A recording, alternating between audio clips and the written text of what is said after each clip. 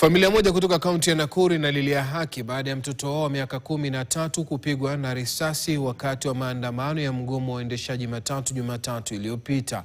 Joseph Njuguna ambaye alilazwa hospitalini kwa siku kadhaa anadaiwa kujeruhiwa na risasi iliyompata ndani ya makazi yao eneo la Free Area Nakuru. Ken Geshuhi anaarifu. Joseph Njuguna, mwanafunzi wa darasa la 7 katika shule ya msingi ya Madaraka kaunti ya Nakuru, anaendelea kuuguza jeraha la risasi kwenye shavu lake alilopata Jumatatu iliyopita wakati wa maandamano dhidi ya bei ya juu ya mafuta, licha yake kutoshiriki maandamano hayo.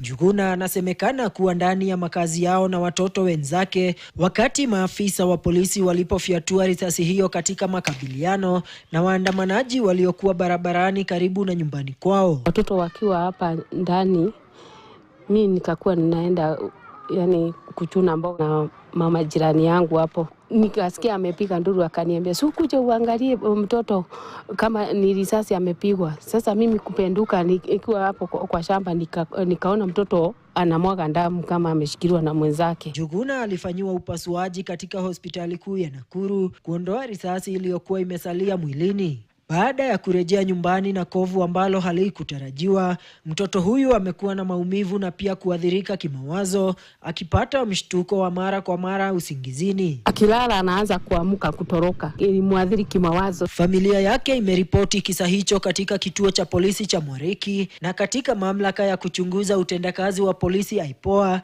wakililia serikali kuhakikisha haki imetendeka kwa Njuguna. Nikaenda Mwariki, wakaandika statement. Alafu wakakuja hadi hapa nyumbani. Mimi mtoto wangu hakuwa kwa maandamano, ilimkuta nyumbani.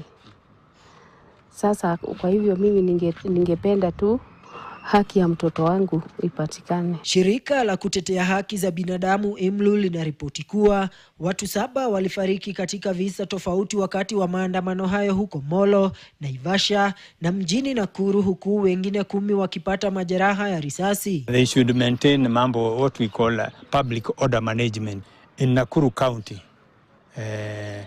Ni kama watu zaidi ya 7. Ken Geshuhi, KTN.